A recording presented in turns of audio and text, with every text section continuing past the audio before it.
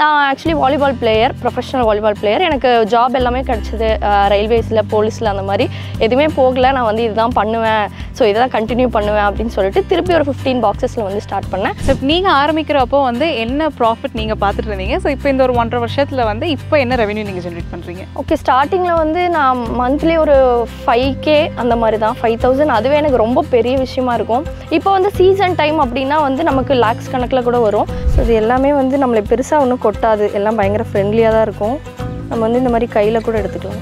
இன்னும் நிறைய வந்து தேனை இந்த டெஸ்ட்லாம் பண்ணுவாங்க இல்லையா, தண்ணியில் ஊற்றி ஒரிஜினலாக கண்டுபிடிப்பாங்க. அப்புறம் அந்த பேப்பர் வச்சு ஃபயர் டெஸ்ட்டு, இந்த மாதிரி டெஸ்ட்லலாம் வந்து நம்ம சும்மா அதெல்லாம் பண்ணிக்கிறோம். அது உண்மையே கிடையாது, நிறைய பேர் அவள் நம்பிட்டு இருக்காங்க. பீ ஃபார்மிங் வந்து ஃபுல் டைமாக பண்ணுன்றதே இல்லை. ஆக்சுவலி சீசன் டைமில் தான் வந்து நமக்கு அதிக ஒர்க் இருக்க போகுது, அன்சீசன் டைமில் அந்தளவுக்கு இருக்காது.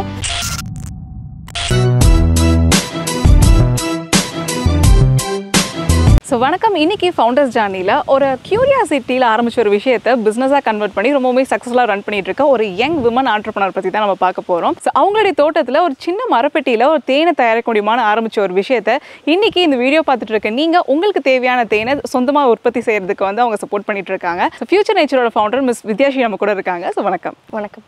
ஸோ எப்படி நீங்கள் ஆக்சுவலாக இதுக்குள்ளே வந்தீங்க, உங்களை பற்றி தெரிஞ்சுக்கலாங்களா? நான் ஃபஸ்ட்டு வந்து காலேஜ் படிச்சுட்டு இருந்தப்போவே லாக்டவுன் செகண்ட் இயரில் தான் சரி நமக்கு பிடிச்சது இங்கே இருக்கிற சோர்ஸை வச்சு என்ன பண்ணலாம் அப்படின்னு சொல்லி யோசிச்சுட்டு இருந்தேன். அப்புறம் தான் சரி ஓகே ஆன்லைன் ஆர்கானிக் ஃபார்மிங் பண்ணலாம் அப்படின்னு சொல்லிட்டு அப்போ ஸ்டார்ட் பண்ணேன். ஆனால் எங்களோட மண்ணுக்கு பெருசாக செட் ஆகலை. அப்புறம் அதை பற்றி சர்ச் பண்ணுறப்ப தான் வந்து யூடியூப்பில் வந்து இந்த தேனீ வளர்ப்பு அப்படி இப்படிலாம் பார்த்தப்போ என்னடா அது தேனீ வளர்ப்பு, தேனீ இல்லைனா 3 வருஷத்தில் உலகம் அழிஞ்சிரும் அப்படின்லாம் ஒரு கோட் இருக்குது. இதெல்லாம் பார்த்துட்டு எனக்கு பயங்கரமாக அது என்ன தேனீ வளர்ப்பு, அது என்ன பண்ணுது அப்படின்னு சொல்லி தான் ஃபஸ்ட்டு ஃபுல்லாக நெட்டில் தான் நான் பார்த்துட்டு இருந்தேன், யூடியூப்பில் தான் பார்த்தேன். ஸோ அதுக்கப்புறம் வந்து ஒரு காலேஜ் செகண்ட் இயர் படிக்கிறப்ப ஒரு 5 பாக்ஸஸில் வந்து வாங்கி வச்சேன். அப்புறம் ஃபஸ்ட் எடுத்தோடனே மருந்து அடித்தாங்க, அதெல்லாம் எனக்கு எதுவுமே தெரியாது. ஃபுல்லாக 5 பாக்ஸஸ்மே வந்து காலி ஆகிடுச்சு பீஸு. அதுக்கப்புறம் சரி ஓகே அப்படின்ட்டு காலேஜ் முடிச்சுட்டு வந்ததுக்கப்புறம் நான் actually volleyball player, professional volleyball player. எனக்கு ஜாப் எல்லாமே கிடச்சிது, ரயில்வேஸில், போலீஸில், அந்த மாதிரி எதுவுமே போகலை. நான் வந்து இதுதான் பண்ணுவேன், ஸோ இதை தான் கண்டினியூ பண்ணுவேன் அப்படின்னு சொல்லிட்டு திருப்பி ஒரு 15 பாக்ஸஸில் வந்து ஸ்டார்ட் பண்ணேன்.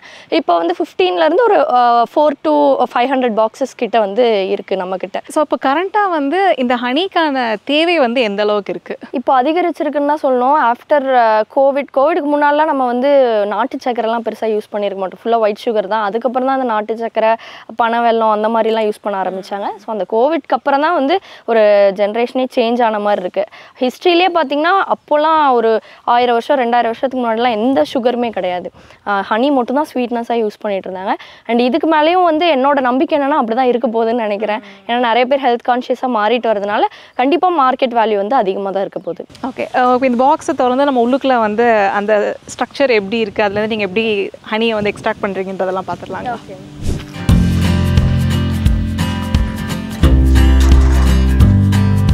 ஸோ இந்த ஸ்மோக்கர் ஆக்சுவலி எதுக்கு போடுறோம் அப்படின்னா பீஸ் வந்து நம்மளை கொட்டாமல் இருக்கிறதுக்காக. ஆக்சுவலி பீஸை பொறுத்த வரைக்கும் நம்ம வந்து ரொம்ப ஸ்லோவாக ஹேண்டில் பண்ணணும். ஸோ இவ்வளோ மெதுவாக வந்து டெட் ஸ்லோவில் எடுக்கணும், அப்போ தான் நம்மளை வந்து கொட்டாமல் இருக்கும்.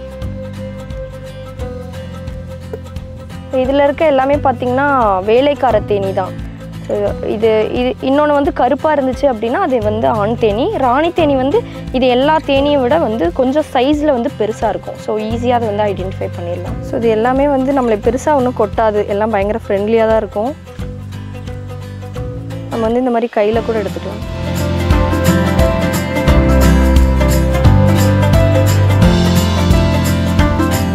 இப்போ இந்த பாக்ஸ்லேருந்து நான் ஒரு 2 months முன்னாடி எடுத்தேன். ஸோ இப்போ பார்த்தீங்கன்னா கொஞ்சம் ஒரு ஃப்ரேம்ஸ் மட்டும் ஃபில் ஆகிருக்கு. ஏன்னா இங்கே பெருசாக வந்து இப்போ பூக்கள் கிடையாது, மாம்பூ சீசன் வந்து முடிஞ்சிருச்சு, அதனால கொஞ்சம் லேட்டாக வச்சுருக்கு நமக்கு ஹனி.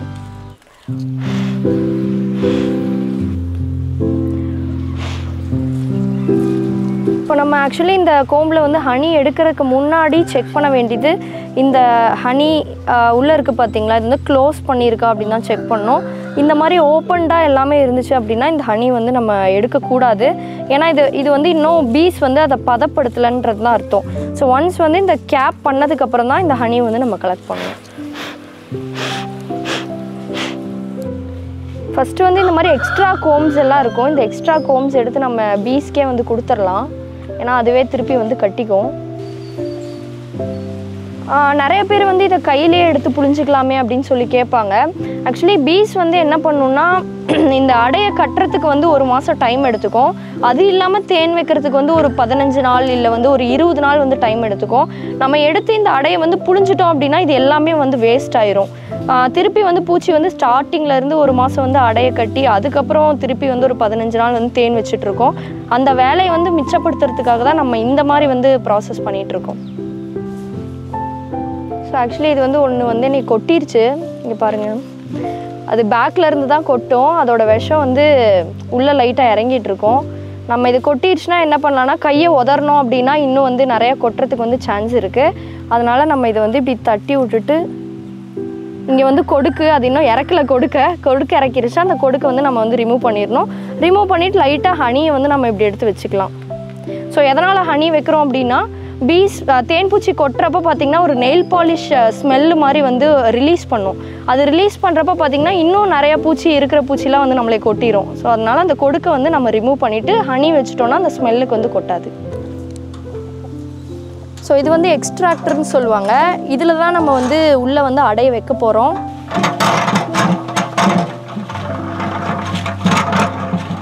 இதில் பார்த்திங்கன்னா தெரியும் ஃபுல்லாக ஹனி மட்டும் வந்து வெளியில் வந்திருக்கு. ஸோ இது வந்து எக்ஸ்ட்ரா கோம்ஸ் தான். ஸோ அதனால் இதை கூட நம்ம எடுத்துக்கலாம். அது இல்லாமல் பார்த்திங்கன்னா அடியில் வந்து இன்னொரு கோம் வந்து கட்டியிருக்கு. ஸோ அதனால் அதை ரிமூவ் பண்ணால் தான் வந்து இதை வந்து எடுக்க முடியும். ஸோ அதனால் அதை வந்து நம்ம ரிமூவ் பண்ணிட்டோம். இப்போ நம்ம இந்த ஃப்ரேமில் இருந்து எடுத்துட்டோம். அதுக்கப்புறம் என்ன பண்ணலாம் அப்படின்னா இதை அப்படியே வந்து உள்ளே ப்ளேஸ் பண்ணிக்கலாம். ஸோ இப்போ இந்த எக்ஸ்ட்ராக்டருக்குள்ளே பார்த்திங்கன்னா நமக்கு வந்து மினிமம் ஒரு 150 கிராம் to 200 கிராம்ஸ் ஹனி வந்து கிடைக்கும். நம்ம ஒரு ஃப்ரேமில் இருந்து எடுக்கிறப்பவே வந்து நமக்கு ஒரு 100 கிராம்ஸுக்கு மேலே இருக்கும். அப்படி இருக்கப்போ ஒரு 4 ஃப்ரேம்ஸ்லேருந்து ஃபுல்லாமே நம்ம கலெக்ட் பண்ணுறப்போ பார்த்திங்கன்னா மினிமம் வந்து 1 கிலோ நமக்கு வந்து தாராளமாக கிடைச்சிடும்.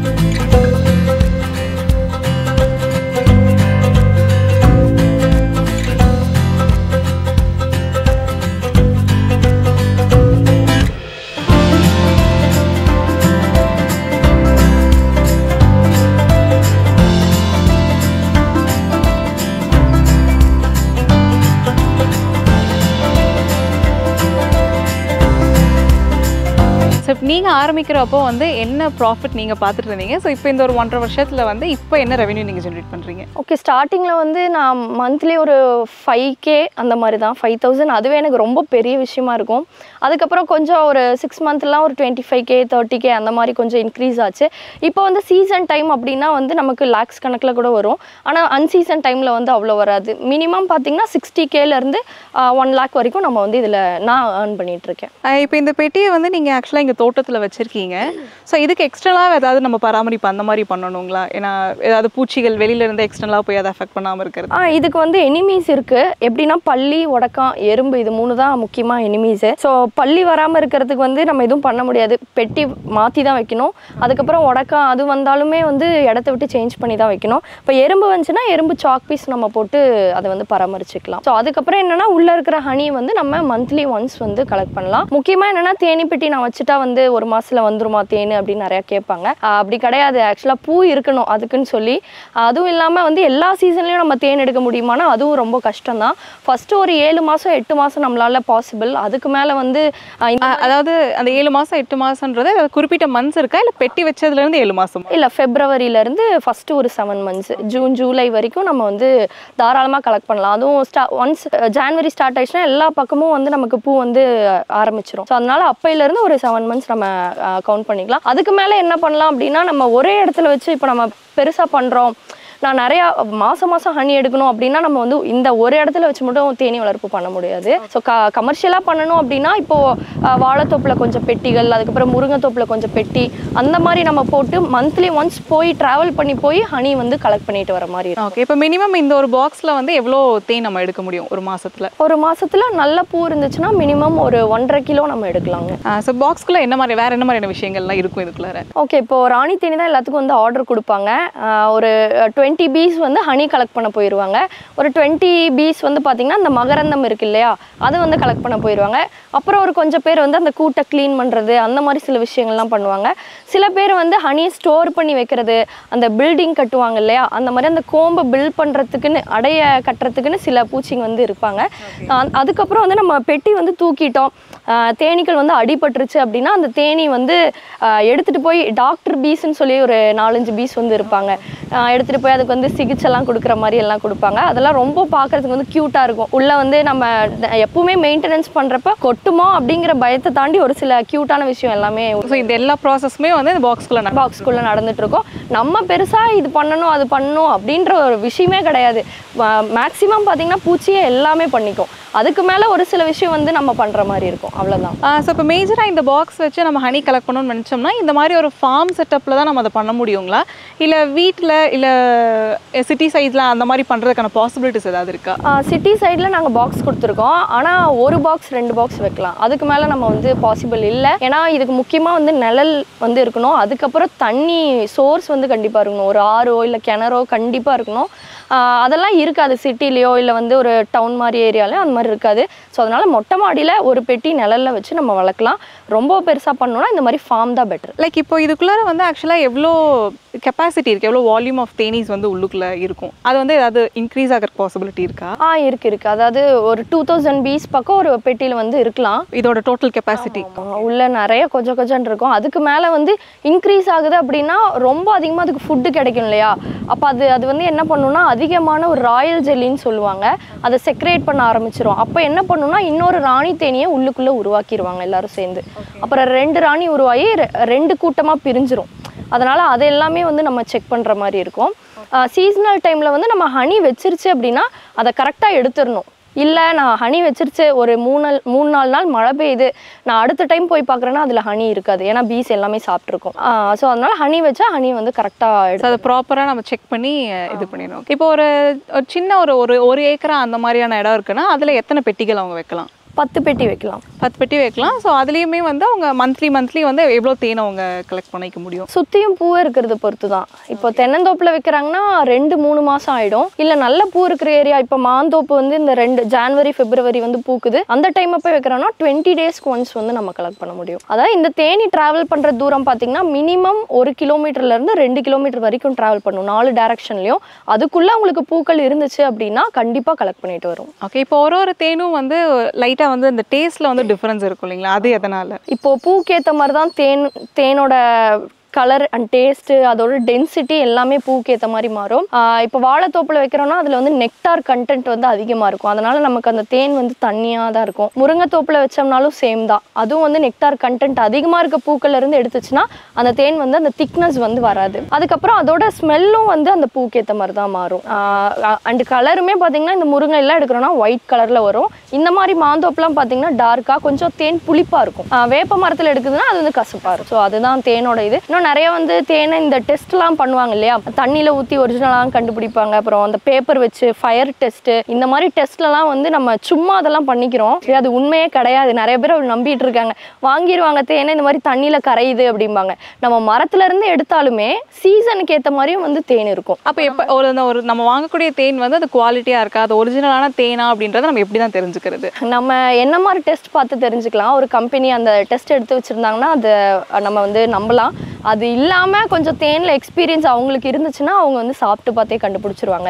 இல்லைனா லேப் டெஸ்ட் தான் ஒரே வழி. என்ன கேட்டிங்கன்னா இது வரைக்கும் நான் பார்த்த வரைக்கும் நிறையா கெட்டியாக இருந்தால் அது வந்து பியூர் ஹனிப்பா அப்படின்னு சொல்லுவாங்க, அதெல்லாம் உண்மை இல்லை. இப்போது நீங்கள் எடுக்கக்கூடிய தேன் வந்து குவாலிட்டியாக இருக்கா அப்படின்றத நீங்கள் எப்படி என்ஷூர் பண்ணுறீங்க? அதுக்கு ஏதாவது ப்ராசஸ் ஃபாலோ பண்ணுறீங்களா? ஆமாம், கண்டிப்பாக. இப்போது நிறைய பேர் வந்து ரா ஹனியா அப்படின்னு கேட்பாங்க. ரா ஹனி நான் தான் வாங்குவேன் அப்படிம்பாங்க. ஆக்சுவலி இந்த உலகத்தில் யாருமே ரா ஹனி அப்படியெல்லாம் கொடுக்க முடியாது, அது ரொம்ப வருஷம்லாம் வச்சிருக்கவே முடியாது. ஏன்னா அதில் வந்து ஈஸ்ட் ஒரு கண்டென்ட் இருக்கும். அந்த கண்டென்ட் வந்து ரிமூவ் பண்ணிட்டு தான் நம்ம வந்து ஸ்டோர் பண்ணி வைக்கணும் ஹனியை. ஸோ அது இல்லாமல் பண்ணி வச்சோன்னா அந்த ஹனி கொஞ்ச நாளில் வந்து புளிச்சு போன மாதிரி ஆகிடும். அதனால் நம்ம கண்டிப்பாக வந்து ப்ராசஸிங்கிறது ஹனியில் வந்து கண்டிப்பாக இருக்கும். ஆனால் ரொம்ப பெரிய கம்பெனிஸ் வந்து டைரெக்டாக பாயில் பண்ணுவாங்க, அந்த மாதிரி நம்ம பண்ணாமல் டபுள் பாயிலிங் மெத்தடில் வந்து நாங்கள் பண்ணுவோம். ஓகே, ஆனால் அதுக்கு வந்து எக்ஸ்ட்ரா கெமிக்கல்ஸோ அந்த மாதிரி ஏதாவது நீங்கள் ஆட் பண்ணுவீங்களா? இல்லை, அந்த மாதிரி எதுவுமே இல்லை. அந்த மாதிரி பண்ணாலும் நமக்கு ஈஸியாக தெரிஞ்சிடும். ஸோ அதனால் அது பண்ண முடியாது.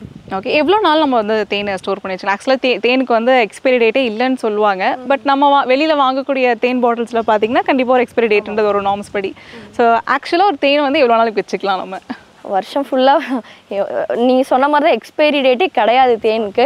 ஆனால் ஒரு சில இன்னும் தேன் வந்து பழசாக தான் நல்லா கெட்டியாகும். இன்னும் அதோட மெடிசினல் வேல்யூ பழசாக தான் அதிகமாகும். ஸோ அதுதான் தேனை பற்றின உண்மை. ஆனால் இப்போது வாங்குகிற எல்லோரும் வந்து ஒரு 1 இயர்க்குள்ளே வந்து அட்வைசபிள். ஸோ அதுக்குள்ளே சாப்பிட்றலாம். ஓகே, ஸோ இப்போ இந்த வீடியோ பார்த்துட்டு இருக்கவங்க வந்து அவங்களும் அவங்களோட தோட்டத்துலையோ இல்லை வீடுகள்லையோ இந்த மாதிரி இடங்கள்ல வந்து ஸோ இந்த மாதிரி தேனி வளர்க்கணும்னு நினச்சாங்கன்னா ஸோ அவங்களுக்கு நீங்கள் எந்த மாதிரியான ப்ராசஸ்லாம் பண்ணி கொடுத்துட்ருக்கீங்க?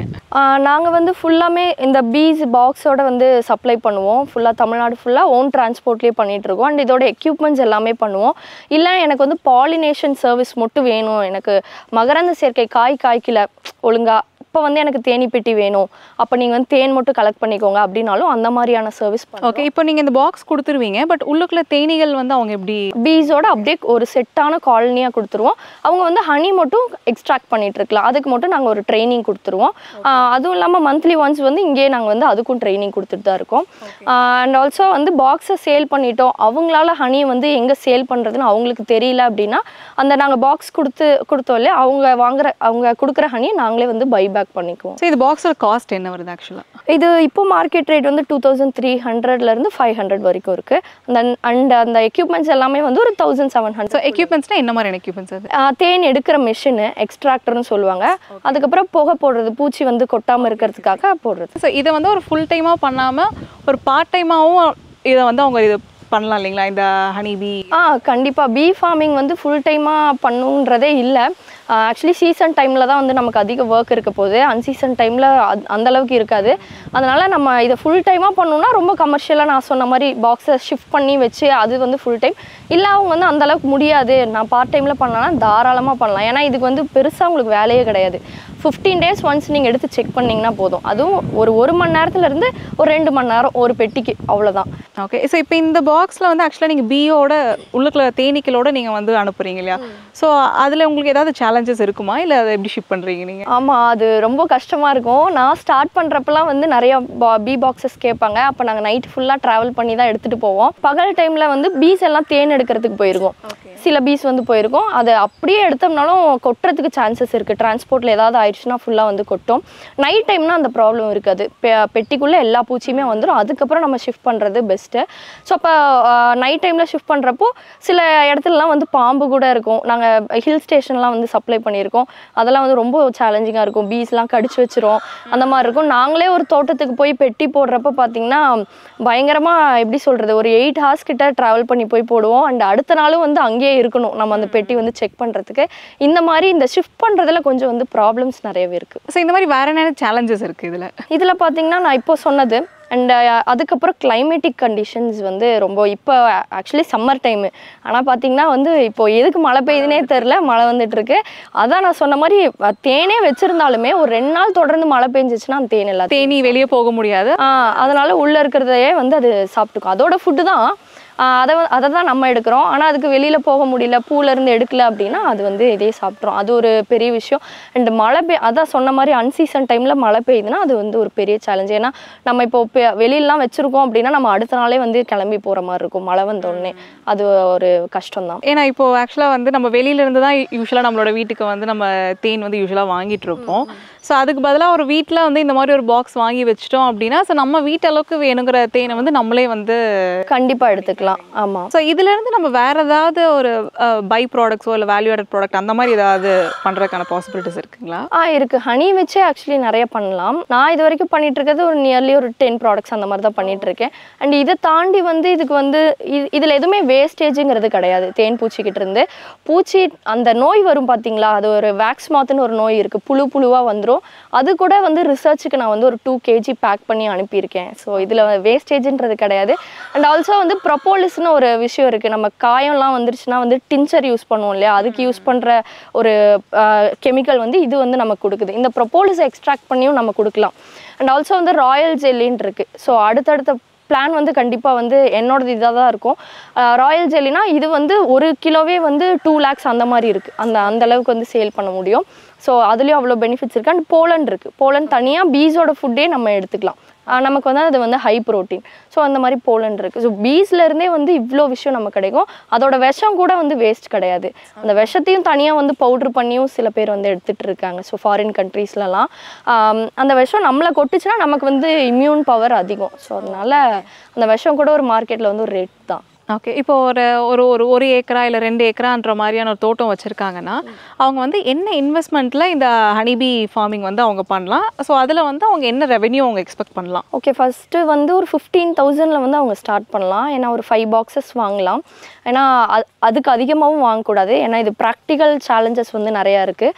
ஸோ அதனால் ஸ்டார்ட் பண்ணுறப்போ ஒரு 5 பாக்ஸில் ஸ்டார்ட் பண்ணிவிட்டு அதுலேருந்து ஃபஸ்ட்டு அவங்க மந்த்லி ஒரு 1 kg எடுக்கிறாங்க அப்படின்னா மினிமம் 1000 வரைக்கும் கூட சேல் பண்ணுறாங்க. ஸோ ஹனியை per kg. ஸோ அப்படி இருக்கப்போ அவங்க வந்து மந்த்லி மினிமம் ஒரு 4K கண்டிப்பாக வந்து ஜென்ரேட் பண்ணலாம். ஸோ அதுக்கு மேலே பாக்ஸை வந்து இன்க்ரீஸ் பண்ணாங்க அப்படின்னா இன்னும் கொஞ்சம் வந்து அவங்க எக்ஸ்ட்ராவும் பார்க்கலாம். ஓகே, இந்த வீடியோவில் வந்து ஹனிபி ஃபார்மிங்கை பற்றி ஒரு complete step by procedures and இது ஒருத்தங்க வந்து பிஸ்னஸாக எடுத்து பண்ணணும் அப்படின்னா ஸோ அவங்களுக்கு தேவையான இன்ஃபர்மேஷன்ஸ் வந்து நிறையவே நம்ம ஷேர் பண்ணியிருந்தீங்க. So thank you so much. Thank you.